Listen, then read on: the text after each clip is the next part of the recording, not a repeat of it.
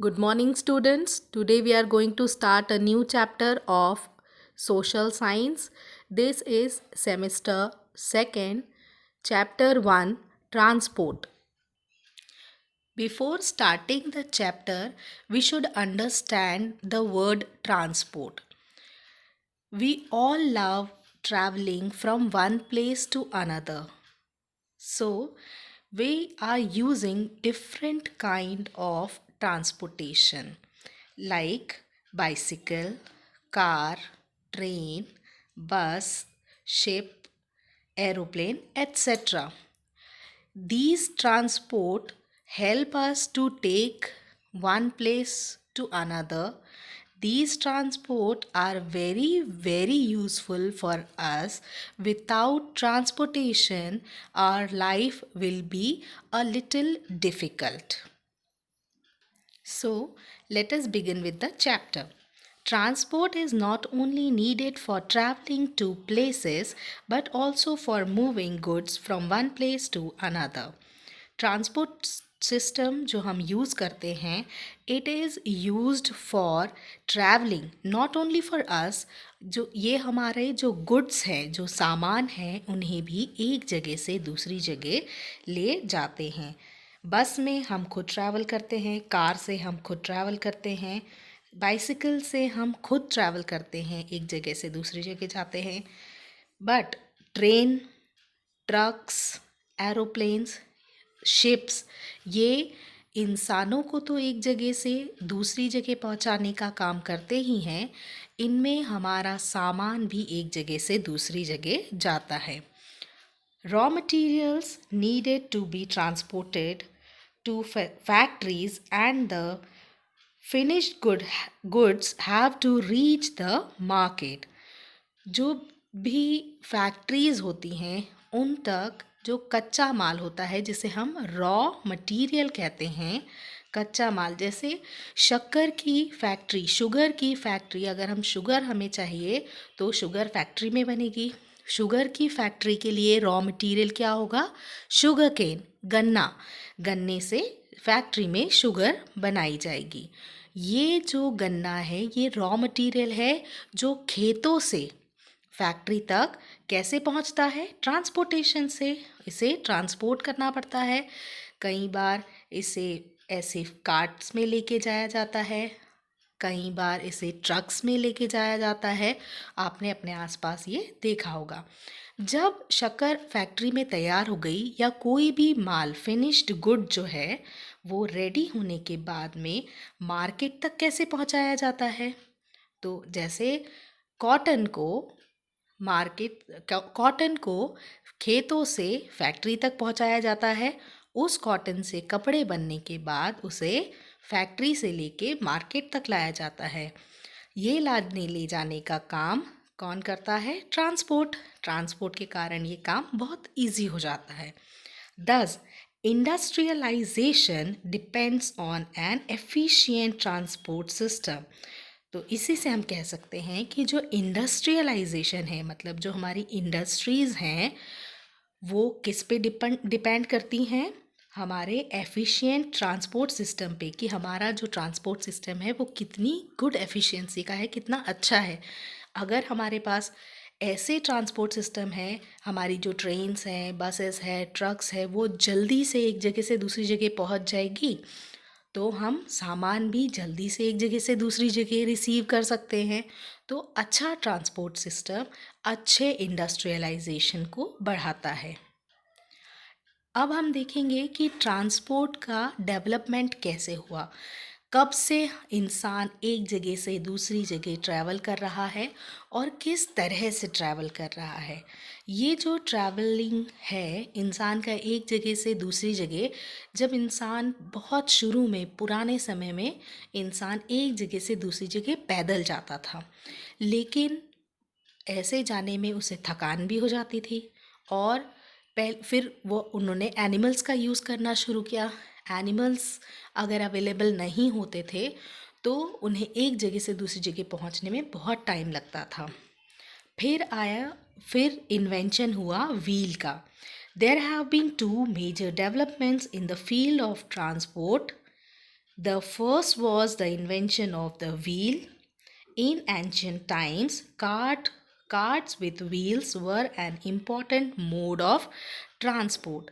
जब व्हील का पहिए का इन्वेंशन हुआ, जब इंसान ने पहिया बना लिया लकड़ी के एक लॉग से, जब इंसान ने पहिया बना लिया, व्हील बना लिया, व्हील के इन्वेंशन के बाद में उसने व्हील्स को एक गाड़ी में जोड़ा और उसे एक एनिमल के साथ में जोड़कर ऐसी कार्ट बना ली जिसे हम बुलक कार्ट कहते हैं. These carts were very efficient for them, जिससे उनका समय भी बचता था और वो इंसानों को के साथ साथ अपने सामान को भी एक जगह से दूसरी जगह आसानी से ले जाते थे. देन उसके बाद में ये जो जर्नी है ये भी काफ़ी समय लेती थी, काफ़ी टाइम लेती थी. हालांकि ये बहुत हेल्पफुल थी, लेकिन ये जर्नी भी बहुत टाइम लेती थी. इसके बाद में आया ये इस जर्नी के को और भी स्पीड देने के लिए इंजन, स्टीम इंजन जब आए तब हमारी ज़िंदगी और भी आसान हो गई. They continue to be in the use for a long time till the steam engine was invented by James Watt. तो हम पहिए के सहारे ही आगे बढ़ते जा रहे थे. पहिए की वजह से ही बहुत सारे नए नए आगे ज़िंदगी में इन्वेंशंस आगे करता गया इंसान और धीरे धीरे आए स्टीम इंजन. ये स्टीम इंजन है, आप देख पा रहे होंगे इस पिक्चर में. This is steam engine. Steam means भाप, ठीक है, भाप से, पानी की भाप से चलने वाला इंजन.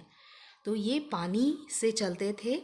पानी की जो भाप होती थी, भाप मीन्स एवोपरेशन जो होता था, उससे ये इंजन आगे बढ़ते थे. ये इंजन्स के आने के बाद में ये इंजन्स का इन्वेंशन किसने किया? James Watt. जेम्स वॉट ने जब इसका इन्वेंशन किया तो this was the second most important invention in the history of transport.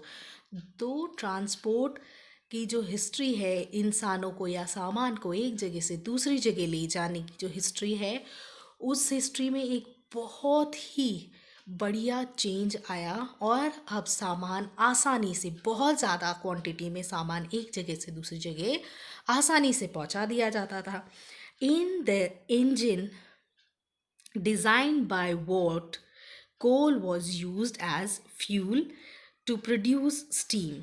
तो जब जेम्स वॉट जो थे, उन्होंने जो इंजन बनाया था, इसमें कोयले का इस्तेमाल होता था, पके कोयले का ये इस्तेमाल किया जाता था.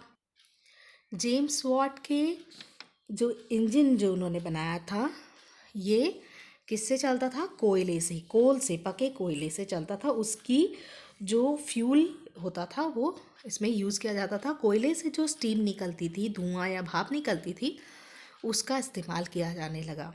धीरे धीरे later engines that ran on diesel और इलेक्ट्रिसिटी वर इंट्रोड्यूस्ड.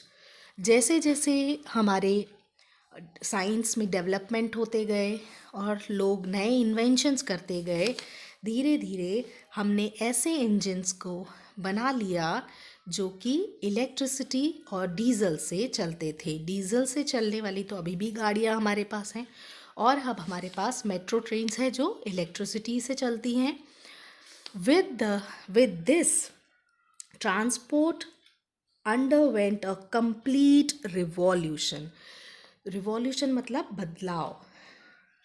तो इन नए इन्वेंशन, डीजल और इलेक्ट्रिसिटी के इन्वेंशन, इंट्रोडक्शन के बाद ट्रांसपोर्ट की दुनिया में एक नया तरह का बदलाव आया. Today we live in the age of fast transportation. Transport, तो आज हम एकदम फास्ट ट्रांसपोर्ट की एज में जी रहे हैं. आज हमें अगर अपना कोई भी सामान हज़ारों किलोमीटर दूर भी पहुंचाना हो तो हम कुछ ही समय में आसानी से पहुंचा देते हैं. It is possible to reach any part of the world much faster than before. जब पहले इस तरह के इन्वेंशंस नहीं हुए थे, एरोप्लेन और बुलेट ट्रेन्स, इस तरह के इन्वेंशंस नहीं हुए थे, उससे पहले हम बहुत ही स्लो तरीके से सामान को एक जगह से दूसरी जगह ले जाते थे. Inventions such as aeroplane and bullet train have made the world a smaller place. और आज हम कुछ ही समय में एक जगह से दूसरी जगह तक आसानी से पहुंच जाते हैं और बहुत ही जल्दी टाइम भी बचा लेते हैं. So here we are having a diagram of different means of transport. यहाँ पर डिफरेंट मीन्स ऑफ ट्रांसपोर्ट बताए हैं, ये कितने टाइप के होते हैं. The means of transport required in a particular country depends on it's geographical limitations and on the needs of its industries. Transport can be divided into three categories: land, water and air. सो जो भी country है उसका means of transportation इस बात पे depend करता है कि वहाँ की इंडस्ट्रीज़ को कितनी रिक्वायरमेंट है, कितनी नीड है, कितनी ज़रूरत है वहाँ के लोगों को ट्रांसपोर्ट की. अपना सामान लोग कितनी जल्दी पहुँचाना चाहते हैं एक जगह से दूसरी जगह पे. और दूसरी चीज़ है वहाँ की जोग्राफिकल लिमिटेशंस. फॉर एग्ज़ाम्पल, अगर हम प्लेन लैंड पर रहते हैं, वहाँ पर आसानी से कोई भी रेल की पटरी बिछाई जा सकती है और सामान आसानी से पहुँचाया जा सकता है ट्रेन के थ्रू, राइट. लेकिन अगर वही ट्रेन या बस या ट्रक हमें किसी माउंटेन या हिल के ऊपर भेजनी है, तो उस माउंटेन या हिल को क्रॉस करके उस बस को या ट्रक को या ट्रेन को जाना होगा, जो ऑब्वियसली बहुत टाइम कंज्यूमिंग होगा. तो जोग्राफिकल लिमिटेशंस किसी कंट्री की कैसी हैं, उस हिसाब से वहाँ का ट्रांसपोर्ट सिस्टम होता है. फॉर एग्ज़ाम्पल, अगर कोई कंट्री है जो हमसे बहुत दूर है, like Australia is surrounded by water from all sides, right. अगर हमें वहाँ पर सामान पहुँचाना है तो हम ट्रेन से तो नहीं भेज सकते, क्योंकि वहाँ पर कोई पटरी तो है नहीं ट्रेन के लिए. तो हमें वहाँ के लिए या तो वाटर के थ्रू, पानी के थ्रू, या हमें सी के थ्रू अपना ट्रांसपोर्ट करना होगा, या फिर हमें ट्रांसपोर्ट के लिए एरोप्लेन का यूज़ करना होगा. और लैंड ट्रांसपोर्ट बहुत ही चीप होता है, बहुत ही सस्ता होता है, right. So there are different type of means of transport. इन्हें हम 3 कैटेगरी में डिवाइड कर सकते हैं. First category is land transport. Land पर होने वाले ट्रांसपोर्ट, लैंड के थ्रू हम कैसे चीज़ों को एक जगह से दूसरी जगह ले जा सकते हैं. Second one is water transport. Third one is air transport. First land transport, second water transport, third air transport. Now in the next video हम इन्हें डिवाइड करके अलग अलग पढ़ेंगे. I hope you understood. Now I will see you in the next video. Thank you very much.